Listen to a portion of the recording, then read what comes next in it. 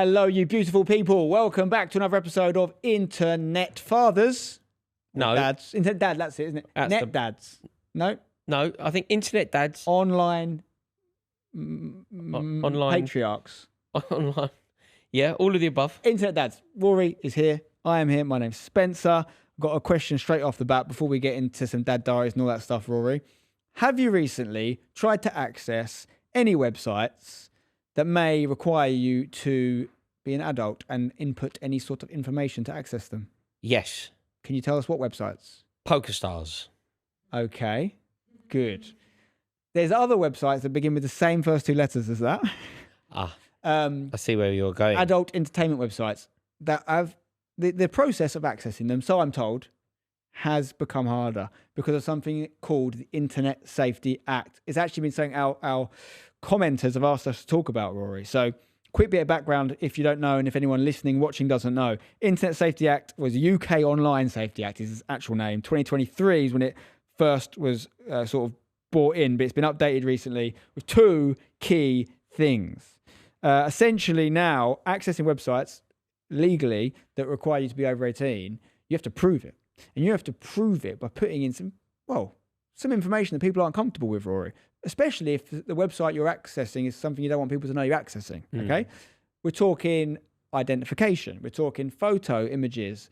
Of course, all the software that's being used is saying that that's been responsibly stored, but how many things have been hacked and whatnot in the past? How much can you trust it? Long story short, you want to access an adult website now, you have to, it's almost like ID card territory at this point. You have to put your identity on the line, which is obviously coming in to protect children and younger people from these things, which I think is a big problem. It needs to be done, and I'm not against what they're trying to do here. The question is the, what's the word I'm looking for? The push worth the shove? The kettle worth the cake? Is the means the right means to justify to get this done? Because I don't have it's hard, isn't it? I don't have a clue. I mean, on some level, I think something needs to be done to stop the just easy access to everybody to go onto websites. Agreed. But there is also something quite draconian about having to put in your official identification into these websites. Basically, people can't do that. You can't do that, can you? Well, you can't start uploading your passports, bloody. Like, you just can't. I mean, you have to do it on. So we're obviously talking about this from a parenting angle, right? This is something that's designed to protect children, okay? And it's something that I'm sure most parents feel strongly about. But it's also affecting parents. It's affecting their ability to access these websites, whether they want to be associated with that activity. I think it's a really, really tough one. I honestly don't know the answer because we've talked on this podcast before about the internet being a bit of a wild west, and there needing to be legislation, there needing to be guidance and leadership from, the people in charge of the country to protect the kids, to almost set the tone morally and say, look, just because you can do it on the internet doesn't mean it's good, whether that's smartphone use, all these things. And I think that's what's trying to happen. Okay, what's bad about it? Let's look at it from that point of view. If you want to access that stuff, you are wanting to get something. Therefore, it is your responsibility to provide the providers with the proof that you are the person that you say you are. No different to buying a drink in a bar. No different to buying a magazine off the top shelf. So why is it so controversial? Why has it upset so many people? Because when you go to a bar, when you buy something on the top shelf or whatever it is in real life, that information is not getting stored somewhere and potentially exploitable. You could argue that it's a bit different now. Like, I'm not a nightclub going man anymore, but I know that when you go to clubs and these sorts of things now, they often have the stranners on your ID, and they are keeping a record of people that have accessed that venue. Yeah. But traditionally, that wouldn't be the case. So, ultimately, you're putting that information in someone's hand is a paper trail. There is a footprint of where you've been online, and some people don't like that. And it's the age-old argument when there's been talk about things like ID cards coming in, whatever it is, tracking. People will say, well, if you're not doing anything dodgy, you shouldn't be worried about being seen. And I think sometimes that's a flawed argument, but I kind of get it. The genuine grey area, as I'm going to say it, I think it is stuff like porn, right? Because porn, now this is the question, whether it's right that it is taken the role in society that it now has and how prevalent people use it, right?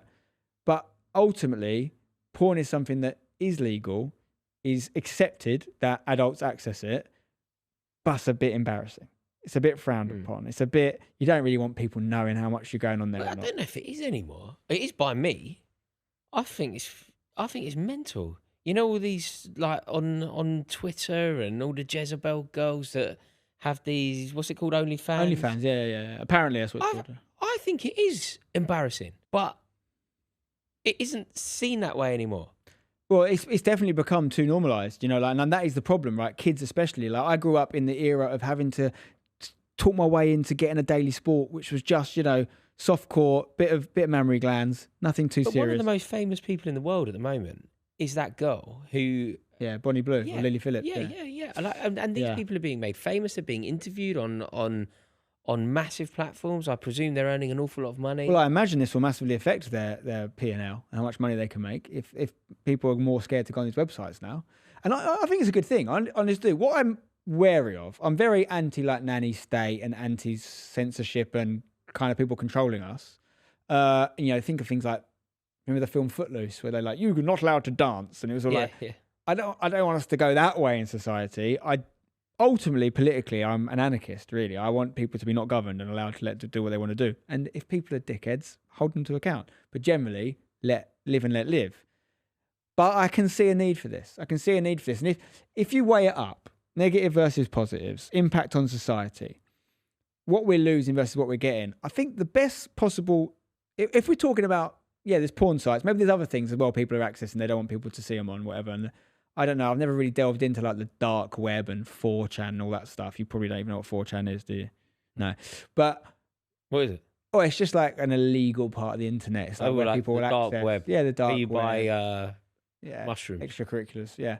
If you just Google the dark web, do you get on the? You have to get a different browser. You have to get a different browser. And I'll be honest. I've had a look. So you can get on it. I've had a look, but it's very confusing. I don't know how to do it. Like it's really weird. It's almost like kind of like a Wikipedia page type thing with hyperlinks, and you click on it, and you don't know where you're going. Obviously, if you studied it, you could get familiar with it. I'm not interested, but I was interested in the concept of it, so I had a look. But if what we're trying to achieve is children being allowed to be a little bit more innocent, young kids being exposed to essentially hardcore pornography is doing kind of crazy things to their expectations in the bedroom, and young romantic relationships are just becoming a bit mad, I think it's a really good thing that we can stop that and allow them to be children. I don't think people should have to put their information in. I think the answer is, Rory, we just need to stop watching porn. This is how you stop watching it, though. You know what? You make it very difficult for people to watch. But maybe that is a good thing. Even though I don't agree with censorship, maybe in this case, if the end result, even if the means aren't fair, if the end result is that we clean ourselves up a little bit as a nation, I'm on board with that. Yeah. I'm not a prude at all, but I think it's gone too far. Yeah. And I speak from experience. You know, I'm on a self-imposed, I'm basically celibate right now, self-imposed. Why? I've been off your head. I've been off porn for a while, but porn? What were you on porn at one point? No, as in like I just haven't watched it for many months. I'm off porn. People go off caffeine. People go off the booze. Porn. People do go off porn. Can you? Of course you can. But there is an implication therefore that you must have been on porn. Yeah, as in like, I mean, I've got mates, I'm not going to lie to you, and this baffles me. I've got a pal who is my age and he's masturbating multiple times a day. Fucking hell. Why? I don't know why. I couldn't do it. Married? No. But I think he's got a problem. He's got a problem. He's got a problem because he hasn't got a wife or a girlfriend. Well, he's got, that's he's probably got a rash as well. But no, the. How do you know? Does he tell you? He tells me because I know he's got this issue. And I'll say to him, "You're doing it a lot at the moment," and he'll say, "You're doing it a lot at the moment." He'll go, "Not much, just a couple of times a day." I'm like, "Not much." Anyway, I've never been that active, but I do think it can become a problem. I think it can affect people's mentality. So I've many times in my life done self-imposed, porn bans. Porn bans, yeah, porn bans. Sometimes masturbation bans, full stop.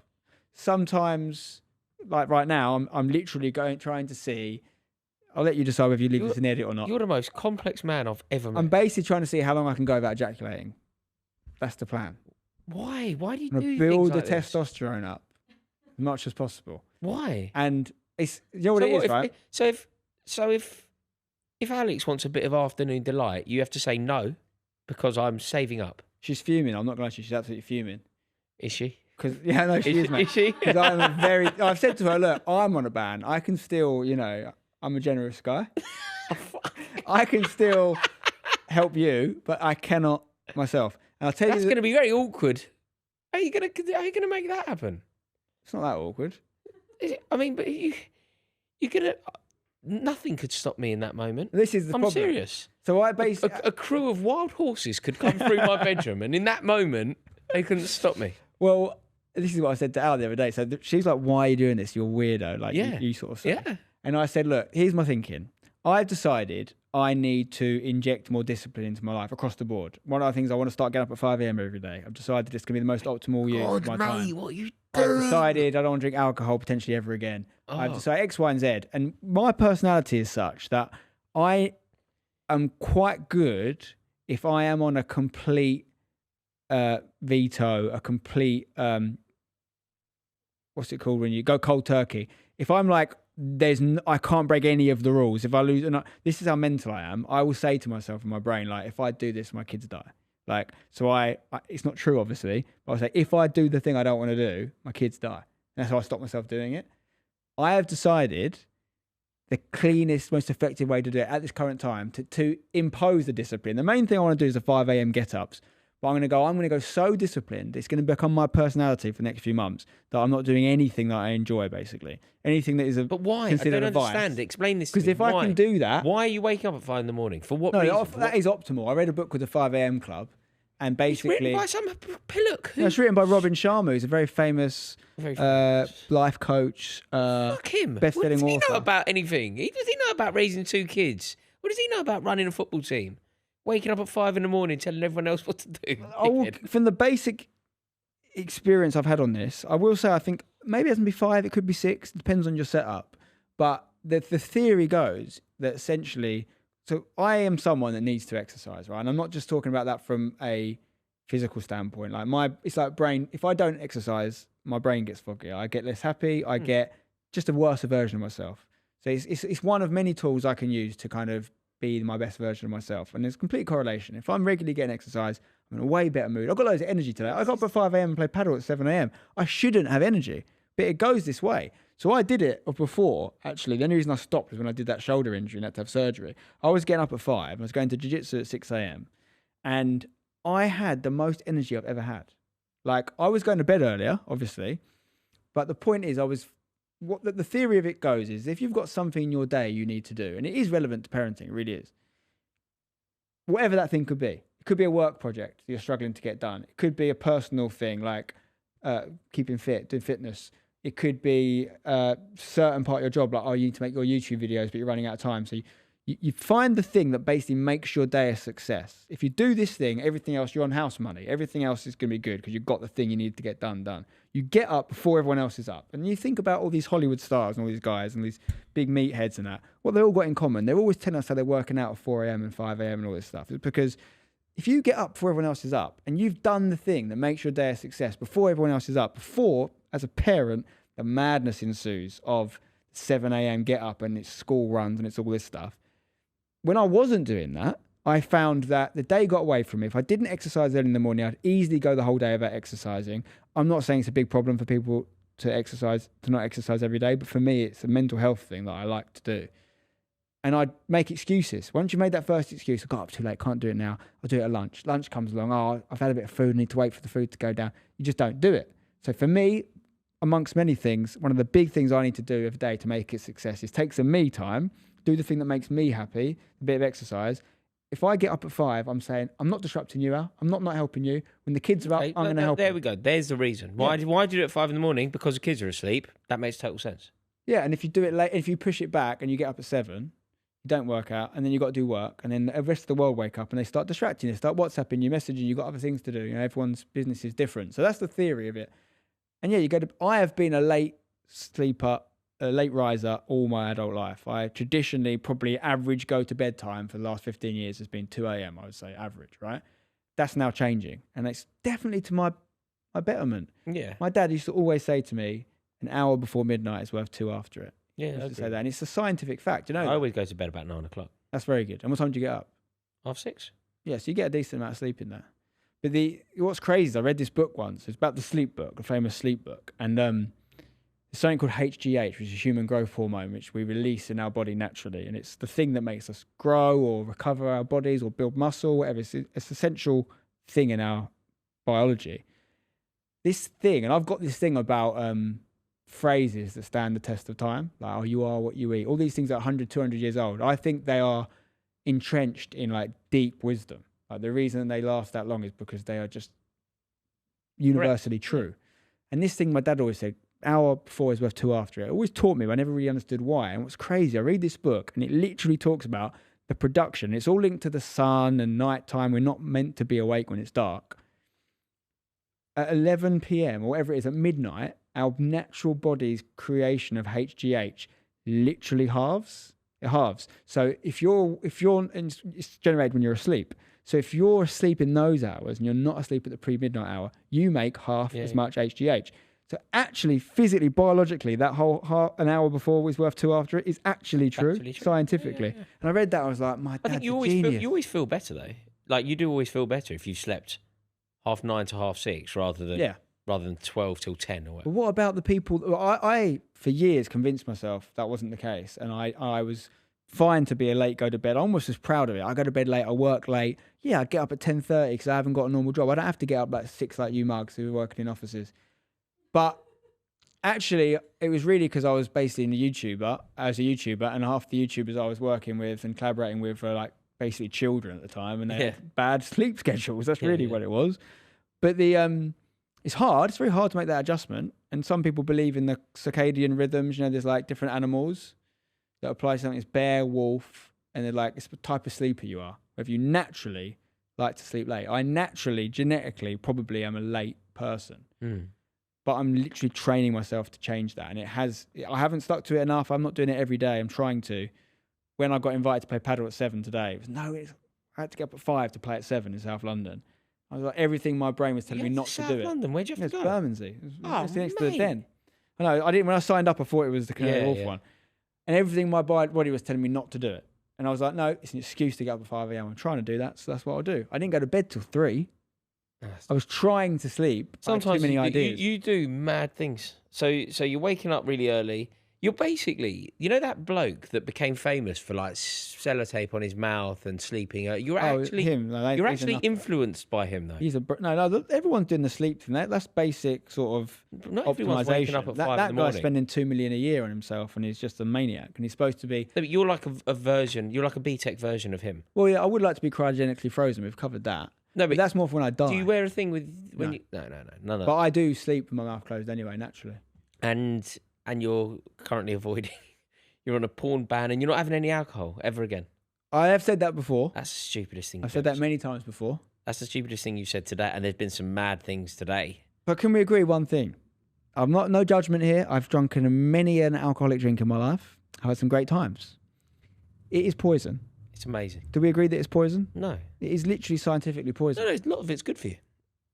What, the wine? If you have a glass of wine every so often. Red wine's yeah, good maybe. for you. I think the parts of lager. No, what's not good for you is like snake bite. Do you remember at uni, the stuff we used to drink at uni? Like, but it's very strange concept. Like we talk to our kids. My little boy would be like, "Oh, can I have some of your drink?" I'm like, "No, it's adult drink." I don't. Why isn't it adult drink? I'm like, "Well, it's a naughty drink, really, isn't it?" It affects the mind, but only in the way caffeine would affect the mind. You couldn't give caffeine to a child. No, because caffeine in the right quantities is proven to actually be good for you. And maybe that's the same for wine. Red wine. But no, I'm not a wine drinker. So's booze. So's beer. I've always been a cider drinker. Really, I don't like beer. Never liked the taste of beer. I'm more of a sweet tooth, so I'm driven to sweeter drinks, the cocktails, Cosmopolitan maybe. Really? But no, an episode of Sex in the City. Disaronno and Diet Coke was my go-to for many years. Disaronno and Coke? Diet Coke. Middle-aged divorcee? Not yet. Disaronno, Diet Coke, cider, absolute favourite. Could drink cider till the cows come home. But also just generally bad for you, lots of sugar. Cider's not great, although I imagine the fruit content of the apples might be. It sounds like, these guys that have a McDonald's and then eat some celery afterwards and think it cancels it out. Yeah. Like, it doesn't work like that. Okay, so all of the enjoyment at the moment you're sapping from your life. To create discipline for a specific period of time, then I'm going to reintroduce some enjoyment. I'm definitely going to reintroduce the sexy time. I do enjoy that. But at the moment, I'm keeping it out to foster discipline. Alex must think you're insane. Yeah. I'm not having sex at the moment. I just want you to know, darling, I love you a lot, but I'm abstaining from sex. You know Hurricane Carter? Have you heard of him? Hurricane. No. Denzel Washington was in the film. It's a famous story. It's called Hurricane. Bob Dylan made a song about it famously as well. It's a guy called Reuben Carter who got wrongly. He's a boxer. He was a champion boxer, and he got framed for a murder and got put in prison. Yes. And he eventually gets released after 30 years. In the story, in the book of that and the film, there's this really good bit where he's a very philosophical guy. That's how he's able to ultimately handle that situation. And he's like, I decided, I'm here. I'm stuck in this place. I have to. And then Nelson Mandela said something similar in his book, by the way, which is a great book. It's called The Long Walk to Freedom, but it should be called The Long Read to Freedom. It took me about 3 years to read that. He says the same thing when he was in his cell in Robben Island. He was like, I have to trick my brain that I'm not in prison, and I have to celebrate this prison like like it's my palace. And Reuben Carter says, I decided to make my body a weapon. And he's like, just decided to become ridiculously fit beyond the levels he did before and just do thousands of press ups a day and all this thing. It's like, if you can control your perception of reality and things that would be a prison for someone else or something that'd be quite hard for someone else, like giving things up, and almost celebrate that about yourself, you can do anything. So I'm trying to create discipline. Ice baths are a good example. Like if I see someone struggling in an ice bath, I'm like, right, I'm going to show them it's all in the mind. And I'll go in there and I'll make a point of just When are you supposed to do do you do ice baths? I do have one. When are you supposed to do it? In the morning or after a workout? In the evening? When do you do that? Again, it depends why you're doing it. So there's a recovery element to it. If you've done a long run, it's really good for getting your legs back in the game, not aching so much tomorrow. The main kind of trend of ice baths and the sort of Wim Hof stuff is about mind control, really. It's about discipline. It's a similar concept to what I'm saying. Ice baths are horrible, right? I'm not sitting here saying they're so fun. They're horrible. I want to get a sauna and an ice bath. That's what I've got. Have you combo. got? Yeah. Where have you got the sauna? In the house? In the house. It's an indoor one. It's like a telephone box. It only fits one person. But the ice bath, the trick of the ice bath is basically if you can feel your day, insert into your day a horrible experience, but defeat it and conquer it, everything else that day is easy. That's the idea. You're creating discipline. Should get on the Northern Line. Yeah, it's one way of doing it. But if you could do it with that, you could do it with that. I'd say the Central Line is less enjoyable. But the Central Line, if you're on there and you're just complaining in your brain and going, this is horrible, I hate this, my life's rubbish, you're not fostering discipline. If you're there going, like, if I get really hot one day, like it's uncomfortably hot or cold, I'll say to my brain, this is your moment. This is the moment to kick in. Or if I'm in pain, someone's hurt me, I've got an ache, I go, this is my moment. I'm going to conquer the pain. I'm going to conquer the cold. I'm going to conquer the heat. And if you can take a win from those moments, everything else is easy. And I've got the best example of that ever, which is stand-up comedy, right? Everyone should do stand-up comedy, in my opinion. Not necessarily professionally. No, I do agree. It's the most, of all of the arts, of all of the things that you could test yourself in, it's definitely the most terrifying. It's the most terrifying. It's the most instant feedback. Most unforgivable. Like, no one wants to be embarrassed. No one wants to be seen as someone who thinks they're funny, isn't funny, or whatever those sort of things are. But, and I did stand-up comedy for years. I had some amazing gigs and great times, but the ones that matter are the bad ones. I felt so sorry. You know, when I've been in places, if I've been in jonglers or whatever, and somebody's kind of up there dying, yeah, I start laughing really loudly to try and like help them out. That's a great example, right? Because when you're in the head of the comic, you've tricked your brain into thinking, oh my God, my life is over if these people don't laugh at me. They think I'm a joke. They're going to remember this night forever. I'm never going to make anything of myself ever again. They do not care. In fact, if they're very nice like you, they're almost trying to help you. That doesn't always happen. Sometimes they laugh at you, whatever, they take the piss out of you. But the point is, it's an insignificant moment in their life. And that's where the whole, like, oh, imagine the crowd naked or whatever these tricks you do with your brain are, is you've got to recontextualize the moment. The reason I bring it up is doing stand-up comedy, for the many reasons I did it and the many benefits I got from it. The best one is I literally have not been scared of doing a thing since. There's other fears. I had a slight moment once when I had to jump off a building attached, on the thing, and I realised maybe I've got a slight scare of heights that I didn't realize I had. Those things are phobias more than anything else. But in terms of a work thing, I've presented things in front of many people, I've been on TV, never felt close to how I used to feel doing stand-up comedy. And ultimately, I conquered that fear because I never ran. I never didn't go on, even though I never wanted to go on. Like, I loved stand-up. I loved doing it. But the 10 minutes before you go on, I used to feel physically sick. And my brain would be saying to myself, run out the building. They never need to see you again. No one cares. Why are you even here? This gig is shit. You're not going to make it. You're a mess of a man. Like, all the things I could tell myself to make myself doubt and not do the thing. And I never did that. I never didn't do the gig. Some gigs were good, some gigs were bad. But that's the self-discipline thing. It's the same as the ice bath. If you win that battle, the thing that would have put you over the edge 2 hours later and made you fuming doesn't have any effect on you. You've already got a victory. That's the logic. So you can do ice baths? I do like the idea of an ice bath, actually. I like it for the muscle recovery.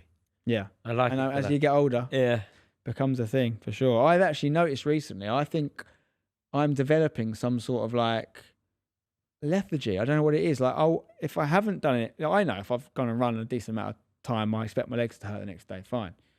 But I've had a few days, my legs are really aching. I've not done anything. I'm a bit worried it's aging. It will be.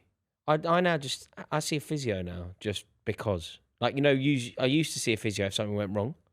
I now, like, I know, every 6 weeks, just see the physio. Well, they just do a little MOT on you. Just, yeah. Sort of massage, bit of acupuncture here and there. Just make sure that it's all right. Do you know what TRT is? Yes. Like, the Men of Manual is a company that do it. I'll happily work with them if they're listening. Wait. TRT is testosterone replacement therapy. No, I don't know what it is. So Saffron's boyfriend uses it. That's very interesting. What is it? So, testosterone replacement therapy. So essentially, it's something that, you know, muscleheads do and UFC fighters used to do and wrestlers do to help you get bigger. That's the wrong use of it.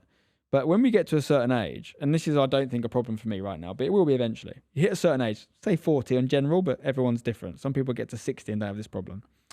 Your testosterone naturally drops off. Yeah. And when it drops off, it has a certain effect. Some people know about some of this stuff. A lot of people don't know about some of this stuff.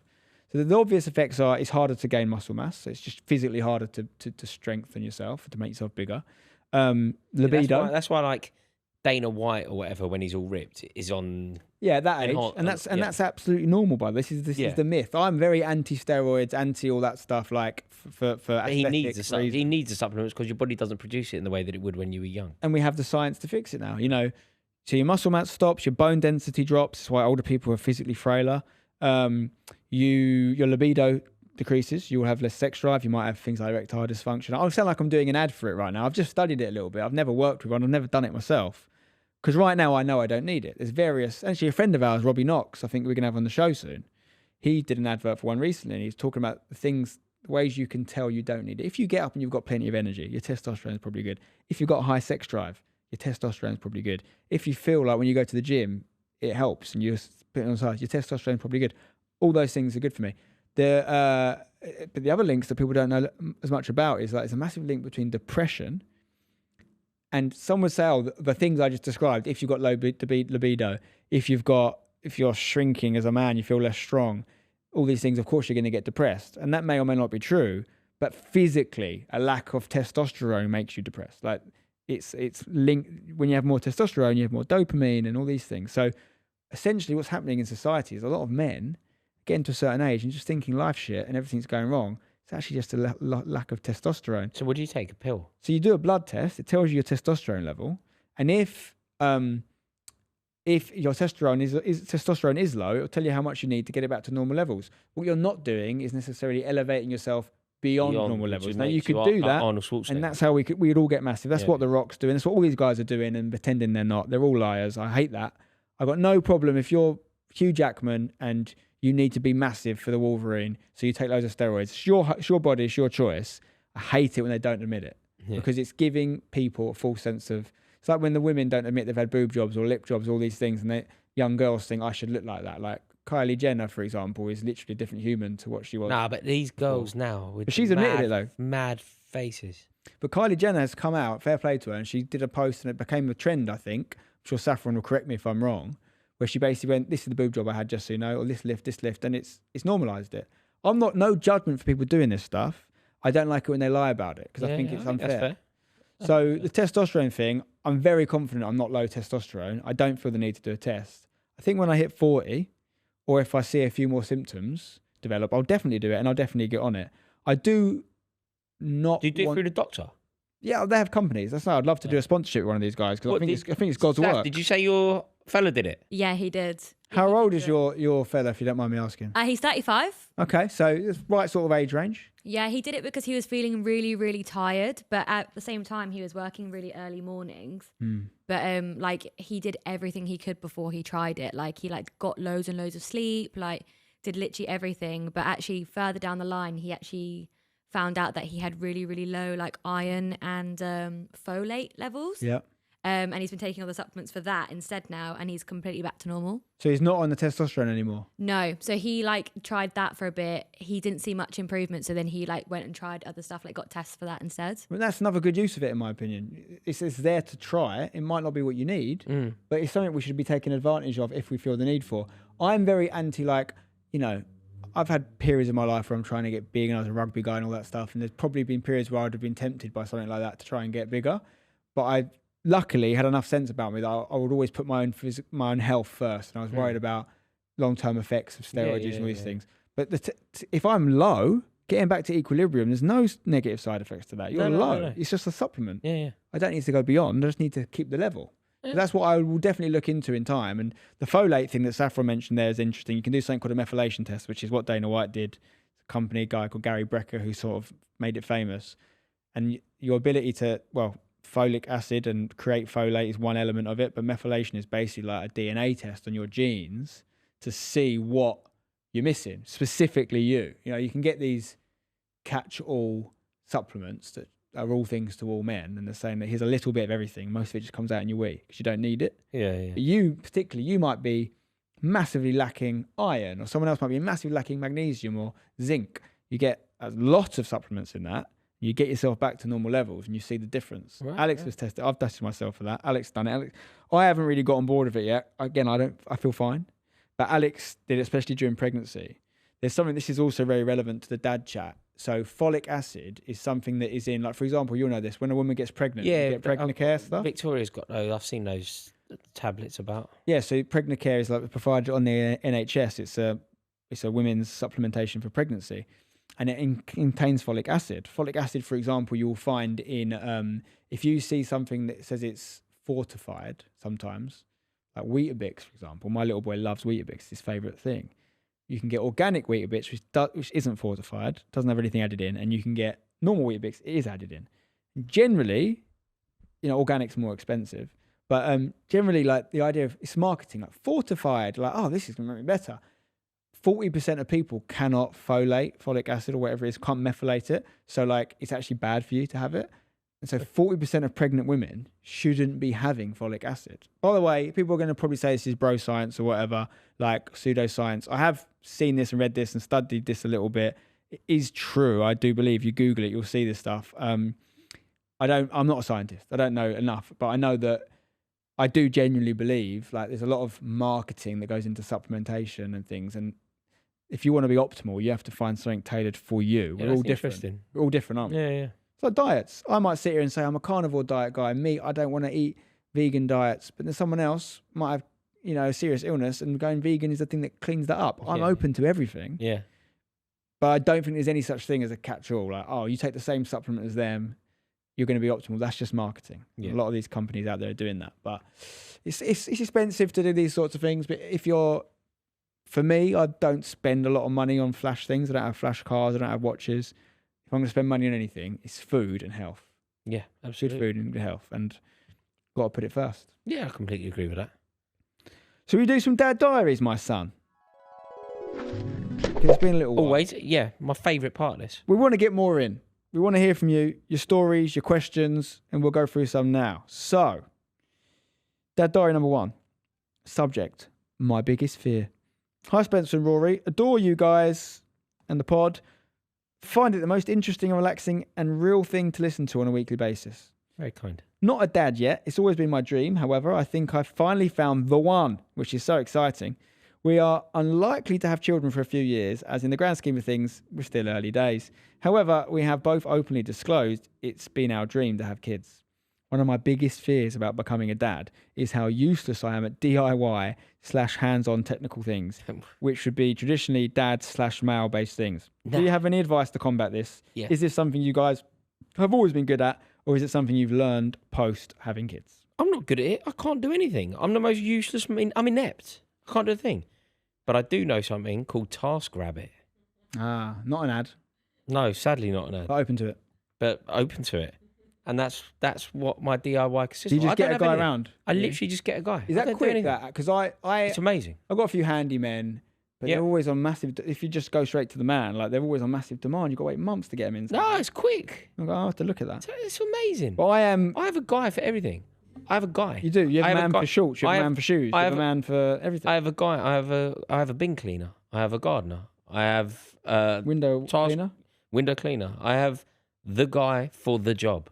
Or, I don't or do woman. the job. Or woman. Do you? I don't- Interesting I don't- question. Do you use any women for anything? My ironing. Sexist pig. She's all, but You sexist. That's- misogynist. mate, you've asked me. I didn't choose. I didn't choose for my window Would you ever cleaner get to your be a hair man. cut by a woman? Yeah, Okay, good. I just want to check that. Just want to Yeah. check that in there. I That's a tick. prefer that. Don't cancel Rory. I prefer that. No, the Prefer that, the would you? girl who helps me with my ironing is a girl. The guy who helps me with my windows is a guy. Should there Can't be work. more female window cleaners? Get it Should there be trending. more male ironers? There should be. Extreme ironers. They're mostly male, I think. Anyway, I'm not going to sit here and say I'm a great handyman, but I am a trying handyman. I have all the gear. You've seen in my Father's Day post I did a few months ago. I have literally Yeah. many unused power tools, but I have them. I literally would probably say my favourite shop is B&Q. I love just buying stuff like hammers and rakes. Do you? I don't own And anything. I've got so I don't much. own I don't own anything like that. Like literally nothing. My little brother has just moved down the road from me, which is very Oh, that's exciting. nice. And I said to him, mate, this is my time to shine. I've got all the gear. Don't buy your tools. Borrow mine. Let me use them. You know, I particularly do like outside handyman. I love hedge trimming. I love cutting down trees. I love planting things. I mostly like destroying things. Like, you know, Ew. if you bought a new gaff and you like spend, I need someone to The help me garden knock is down a wall or mess. something. no, the garden is overgrown. I'm going to get someone else. I say, do not get someone in. Let me come and do it. I'll bring my strimmer. I'll bring my trimmer. I'll bring everything you need. I'll get I'd down never and do that. dirty. I'll just get the guy, the right man for No, the job. Well, I do you know want to what? do it. I must admit, my neighbour is currently having a garden, you know, like an outdoor office built in a garden. I was sitting out there the other day and I was having a coffee in my garden, just like watching the world go by. And the guy was on the roof of that building. I think he was like doing something to the roof. I don't know. He had his like knee pads on.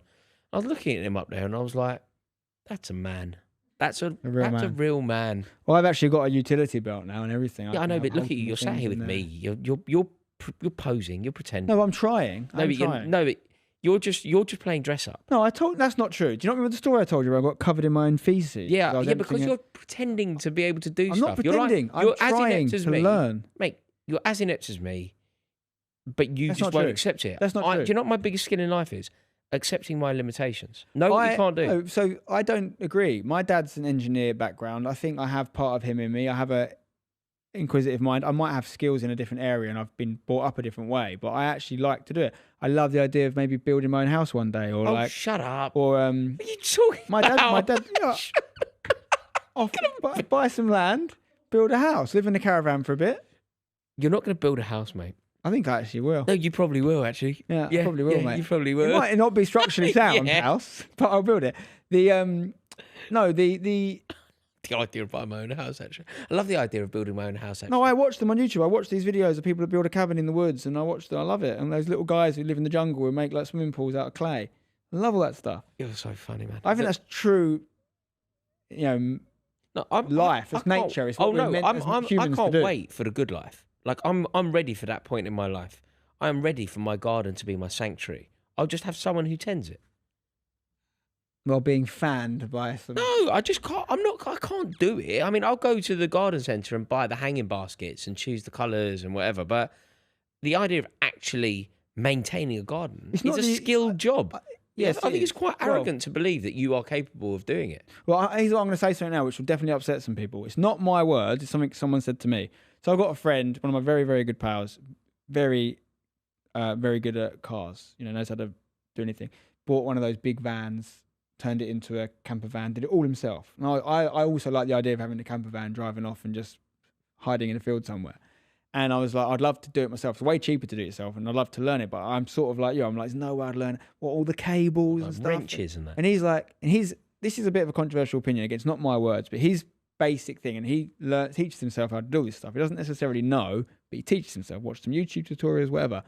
And he's like, look, obviously there's exceptions, but ultimately, a lot of these jobs are done by not particularly intelligent people. And that's not to say that, no, it's true, because I think this is changing, by the way. I think the trades are a very important part of the world. And someone said to me on the holiday last week, what do I think is a great thing to get your kids into? And I said, I think the trades. I think AI is not going to be into that anytime soon. Yeah. And I think everyone thinks they're too good for it and above it, and there's so much money to be made. It's the most sensible Plumbers, thing to do. Average wage of a plumber in London's over 100 grand a year. Chippy, go and be a spark. I think it's very worthy work. If I'm a spark, I know a few of the sparks at Pinewood Studios. They earn a fortune. But the point my friend made, not me, is he's basically saying that, look, traditionally, people with not a lot of qualifications or whatever go into those trades and they learn it. They learn it pretty quickly and they become experts at it. So his point he was trying to make was not disparaging about other people. He was saying everyone should be able to learn this stuff, especially the more simple tasks.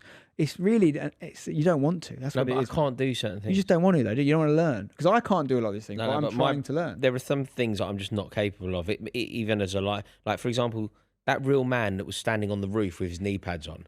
I'm not getting on that fucking roof. But you could do it. No, I couldn't. I couldn't. I'd fall off. I think that's a super philosophy, just to protect yourself from trying. It's not worth the risk. Getting on a roof. You're fine to feel that way. I just think you can do it, mate. The idea. I think with these things, right? Look at this. This is craftsmanship. I think it's incredibly arrogant. When somebody who's like a banker goes, "I'm going to build my garden shed." Like, no, you're not. It's a really skilled job. Well, yes, but you have skills that you've honed over time. You do. Acting, for example, you spent a lot of time doing it. Now, you might have had a natural predilection to that, natural talent, that it means you're always going to be better than other people. That may be, and this may be the case for carpenters and all these other things we're talking about. But also, I'm a big believer in practice makes perfect. I'm a big believer in you just got to put time in. Like, my version of what you're saying. Do you know how we know that practice doesn't make perfect? How? My golf career. You haven't played enough golf, mate. Mate, I've had so many lessons. Really? Yeah.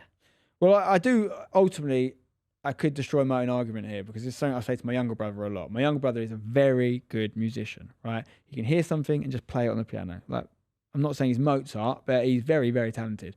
Multi-instrumentalist, singer. I am tone deaf. I cannot sing.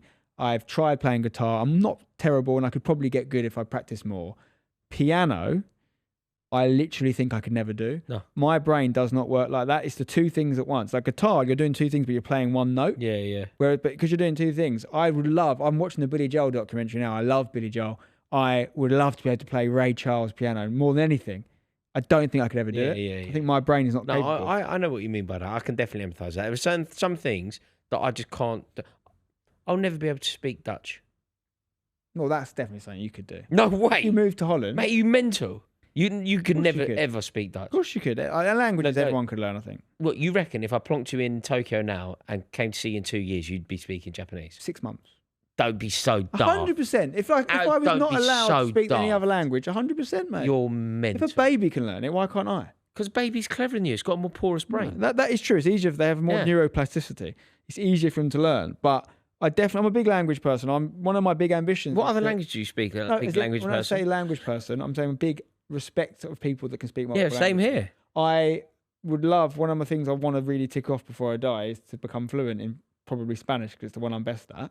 Like, I'm not there, but I can definitely do it. It's a time thing. A good mate of mine I used to work with, never spoke a word of Spanish in life. He's a northern lad from Hull, right?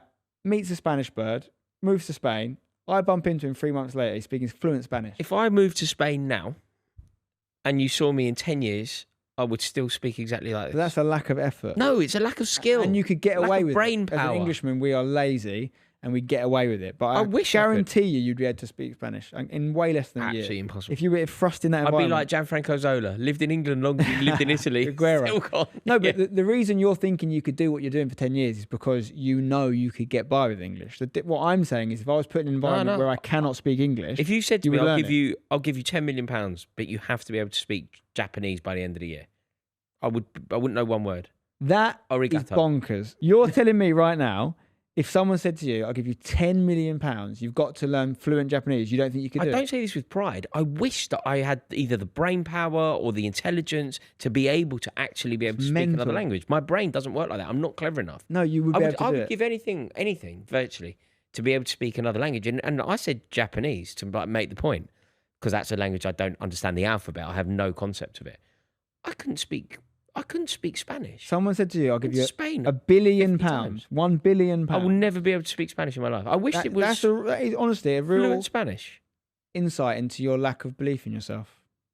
Do you honestly think that you could just 100%? No way. No money needed. Being able to pick up another language, it's a skill. If I move to Spain tomorrow, you reckon you're speaking Spanish? Let's not use Spanish because I've got a fair bit of Spanish. Okay, then let's move to Greece. Let's say Greek. Greece, okay, new alphabet. Let's say Greek. Yeah, I did do a little bit of Greek at school. Omega, alpha, beta, omega, epsilon. I don't know, delta. Okay, you're if really I good. Went, what else do they do? So you go to Greece, Russia, something with a slightly different alphabet. All right, that one you'd have to financially incentivize me because it'd be a slog. But Dutch. I could definitely do it. Impossible. You're saying it's not possible. It's definitely possible. I think it's possible for some people. It's possible some for brilliant minds, but it's not possible for me or you. It's a lack of belief in yourself, mate. That Gary Stevenson, big fan of his. He learned Japanese when he went to Japan. Oh, that geezer, yeah, he's Japan for full work. of it. Well, I'm just saying, if you put yourself in that environment, yeah, I wish it were true, but sadly it's not. Well, anyway, to go back to this guy's point, it's funny. We talked about my stand-up earlier. I can't remember the gag, and I'm not going to try and even. It won't be funny. But I had a joke about that, which was basically like me asking the same thing. I was like 21 at the time, and I was like, "What happens? Like, why do all dads know how to do?" And this was my perception of dads growing up. Know how to do handyman. Like, none of me and my mates know how to do it. Is it like a thing where you have a kid? No, because the now, kid comes out and you're like, suddenly you know how to use a hammer. Like, but now, what happens? Now the generation of dads don't know how to do it. I think that's true. Yeah. Every dad I know, the dads above us is so much more practical. Like my dad's quite handy. Well, my dad's a painter, but he's very handy. I can't do a thing. It links to my point though about why I think there's such an opportunity for people in the trade. Yeah, no, I think it's a great career. It's a real it's far snobbery. better. You know these people that go to university and study media studies for 3 years. Go and be a chippy. Yeah, you're going to get replaced by AI. Go and be a chippy. Go and do something that AI can't do for a while. Yeah. And also, the actual handyman I haven't used a handyman in years, but the one I used when I did use one 3 or 4 years ago in the house, that was his thing. You know, he actually worked in the city. And he was done with it. He retired at 50, became a handyman. Yeah. And he was like, my life is so much better now. Of course. I have bookings around I can work as much as I want, as little as I want. I, come in and help people. Do you know what my equivalent of that is right now? I'm not saying I'm good. My son is evidence that I'm not great at this right now. If I was to pack it all in tomorrow, or I was to get cancelled and I could no longer work in this industry, do you know what I think I'd do? Cut hair. No. I think I'd become a hairdresser. I really enjoy it. I really enjoyed the craft of it. It's sort of like Edward Scissorhands on the bushes. I'd be a postman. You'd be a great poster. You'd have a little bit of chat. I'd love it. I'd be a postman. I'd walk around with my lovely little letters. Everybody'd be happy or milkman. to see me. You could be a milkman. Everybody, they're dying trade though. People don't want it. Postman's probably a dying trade. It's going to be drones, mate. People love it. You'd be like the postman in Afterlife. Joe Wilkinson's character. Yeah. The problem with you is you're like a postman, but you're like a postman from the 60s. Like, you've got the shorts, you'd pop around the house, but like no one wants to talk to people anymore. No, I'd be chatty. You'd be like, I got your post, you'd be like, go away. Yeah. I reckon that would be. But no, But I like the cutting hair thing. I like the idea. Simple life, right? When I was at uni, I had 2 personalities. I have many now. When I was at uni, one half of me wanted to be some sort of successful entertainer, stand-up, radio, whatever the hell it was, YouTuber. The other half of me wanted to move to Alaska and shovel snow and never be seen by anyone again. And that's 2 parts of my personality that still exist. My equivalent of Alaska, I don't want to go to Alaska, it's too cold. I've got a family. But I quite like the idea of just popping around people's houses and cutting their kids' hair and just giving them a little trim. Go to Cotswolds. Pop a tenner in my pocket. I'll be off. Thank you very much, Governor. I think there's something quite good in that. Mate, I can't wait for the good life. I'm gonna love it. Can I cut your hair ever Never. or not? Well, you let the sidemen do it. Never. I haven't got enough subscribers to cut your hair. Is that what it is? Yeah. Who was it that did your hair? Bazinga? Harry. Harry. He just gave you, was it a shave? He was nice to me. Yeah. He was nice to I'll me. be nice to you. They gave some terrible haircuts, but I got really lucky. I am interested. If anyone watching the show wants to come on and let me give him a haircut, I'm really good at like just using the trimmer. I know there's a hairdresser. Do you know the guy on Instagram? He always turns up when we're in Dublin. He lives in Dublin. Really nice guy. He cuts a lot of celebrities' hair, but he always turns up to cut Adam McCullough's hair. Yeah, I know the guy you mean. There's You also know a guy I did something with once called the Nomad Barber. He's got a lot of followers and he does a lot of ASMR. You know, people like, you know what ASMR is? It's like people like the sounds of things. People like this, talking into the mic like this. For our viewers at home. Doing? You know, people like go to bed and they listen to this stuff. They listen to people, like someone with a nicer, more suit. You'd be good at ASMR actually. You've got a nice voice. What is it? Be like, someone would have a recording and be like, okay, we're going to go to bed now. You ready? And they do lots of this. And people love it. But people like hairdresser sounds as well. So you watch a video, it would just be the audio of someone changing the things over. Oh, God, you get into an ASMR. People have gone mad, haven't they? People have gone mad. I just wish that people would be normal, like me.